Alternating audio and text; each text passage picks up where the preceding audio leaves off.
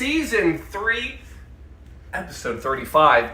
In case you're keeping track at home, I'll tell you what you may have noticed. A couple of things. Paul, looks like you're holding a drink. That shouldn't surprise or shock anybody. But it's got a lemon in it, because it's National Lemon Juice Day today. And what better way to get your lemon juice than inside of a nice cold cocktail? So we're going to bring you one. Oh, the other thing. Oh, Paul, that's not a t-shirt. Well, you know what? Two things. First of all, I thought it would look nice. It's lemony. And also, my mother-in-law is over this evening, and I wanted to look nice for my mother-in-law. You know, I do have a little bit of class. Not much, but a little bit. So here we go, folks. Are you ready? Because it is National Lemon Juice Day, and we're doing it with a classic. I mean, a classic cocktail with lemon juice in it, and it's called the Fitzgerald. And we're doing it quarantine style, and we're going to do it right in here. It's a great sign. I'm just, yeah, it's new. So anyway, folks, here we go. Only business, monkey business. Yeah, let's go do this. Here we go. Whoop, whoop. Cat.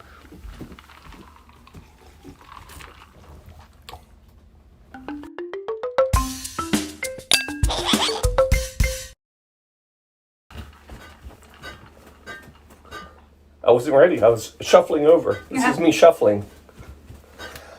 Folks, how are you this fine Sunday evening? Good to have you here, if anybody's here.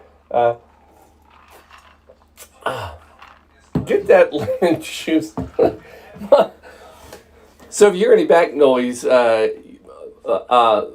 know we're live because I can hear Holly playing the video in the other room.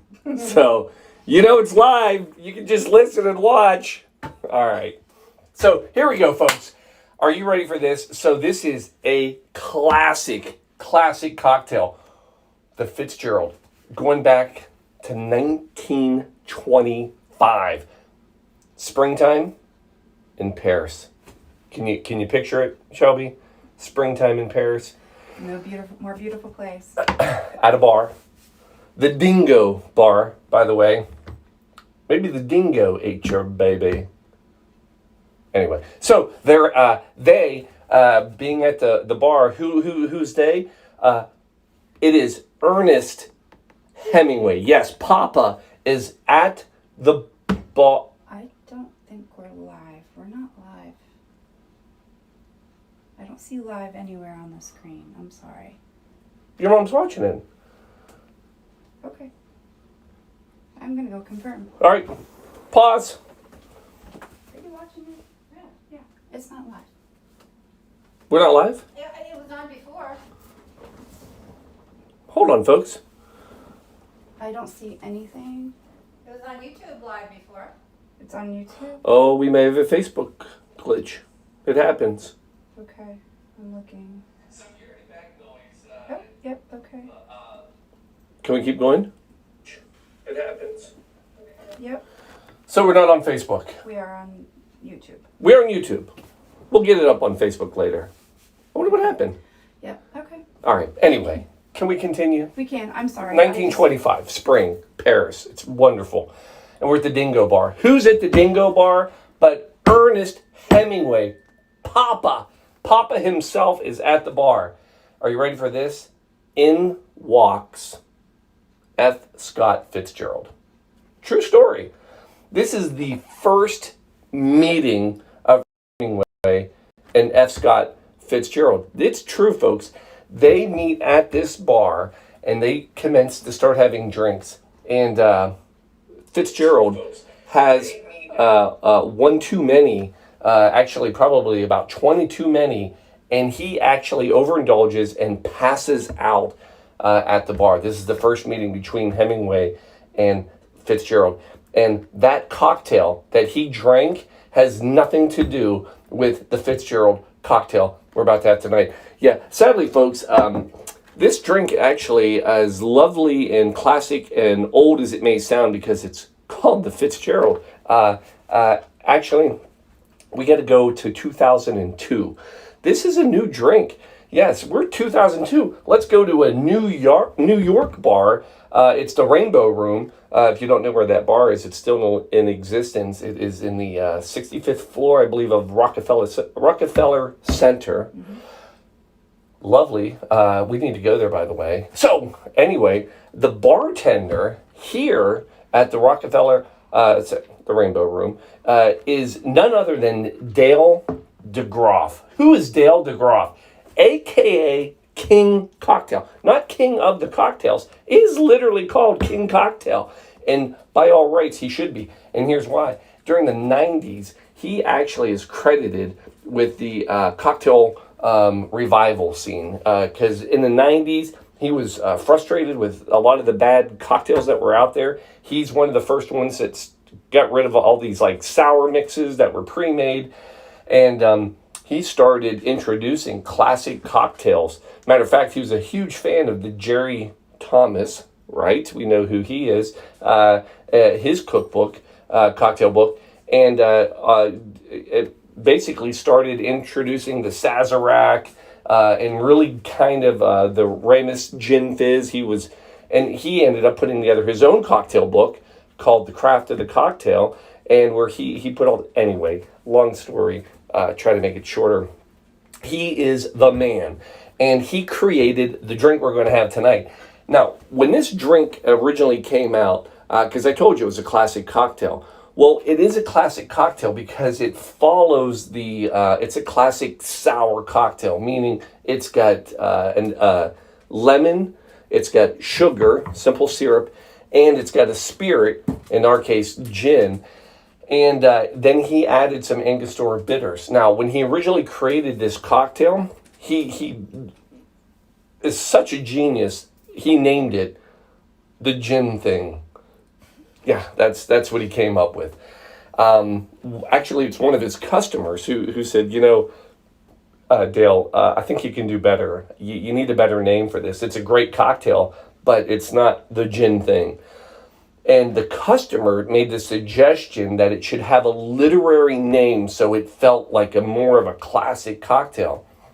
Well, their favorite cocktail was the Hemingway, and he thought, what better fit? Matter of fact, the Hemingway was on their menu. What better fit for a new cocktail than the Fitzgerald? So in 2002, enter the Fitzgerald. For goodness sakes, Paul, is there going to be a drink made this evening? And yes, there is. We're going to do it right now. Folks, this is a great, classic, simple cocktail. Put some ice in your coupe glasses so we can get those chilled. Then take a sip of your already made cocktail to quench your thirst as you get ready to make your next cocktail. Perfect. All right, now you're coming in. So a little bit of ice in the shaker. Start there. Then we're going with gin. So the gin that we are choosing this evening, we're going back and hitting the Empress 1908. In case this, it's only fitting because the Empress 1908 also sounds like a very old, fancy gin, probably from 1908, and it is not. Empress 1908 is a nod to the Empress Hotel in Canada from 1908. This is actually was just made, started in, I think, 2017. For God's sakes, Paul, more history, less history, more drinky. Yeah, I'm on it. So we're going to go with 2 ounces of gin per. So nice little pour of that beautiful purple violet Empress. There it is. Then we're going to come in after that, and we've got to have some lemon juice. So we're going to go with 1 ounce per drink. So get your handy dandy amazing juicer, and we're going to want 2 ounces total.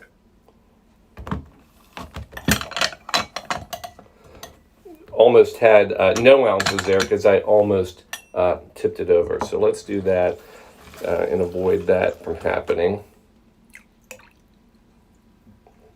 So there's our 2 ounces. That's 2 ounces. And then lastly, the sugar. So we're going to go half an ounce, 1 ounce total, in case you're doing math at home, of simple syrup.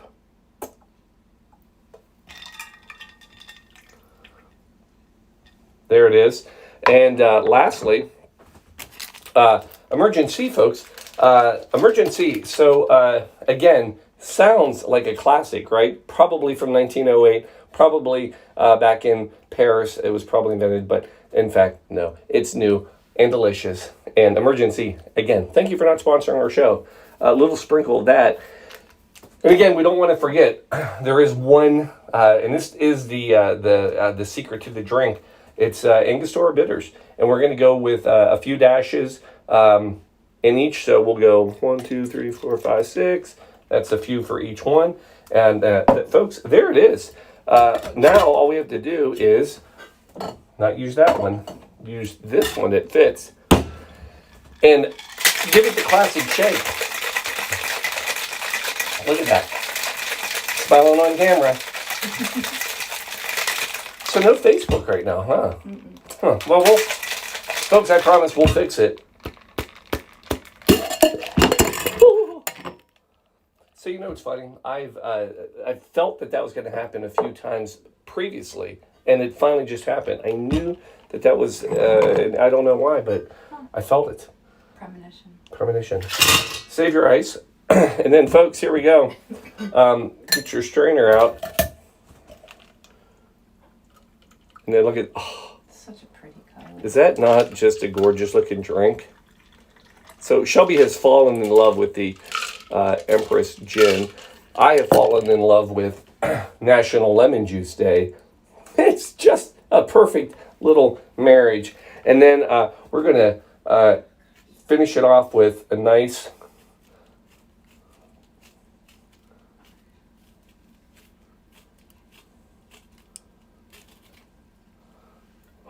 That. That's pretty. That's better, right? Mm-hmm. And then, again, when you're doing this, do it right over top. I don't know if you can see it in the camera. It's a pretty good camera, but those oils get released as you're doing this. Get expressed. It is. We've expressed our lemon, and look at that. Folks, there it is. That is your quarantine Fitzgerald. And we're going to give it a little taste right now. Let's see how this bad boy is. Smell, lemon, right up front. Herbal, gin. Oh.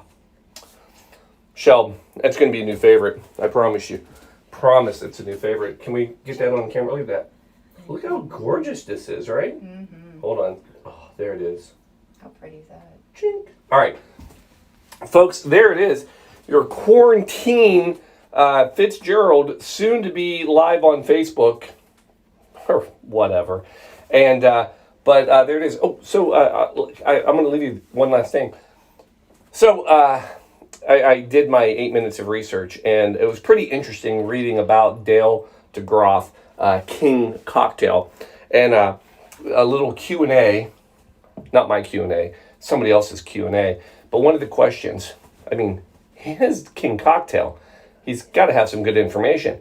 So one of the questions to him was this: what is your preferred hangover recovery or cure that, you know? Mm-hmm. And his answer, don't stop drinking. Yeah. God bless you, Dale. King Cocktail. That is great advice. And that's how we live our little household. You just don't stop drinking. You'll never hit the hangover. Folks, that's all we got for tonight. It's Sunday. We'll be back. Facebook, don't worry. We'll get it up there for you. Folks, love you. Cheers. See you next week. Oh, on the road, by the way. Be ready for that one. That'll be a poop show. Good night. Love you.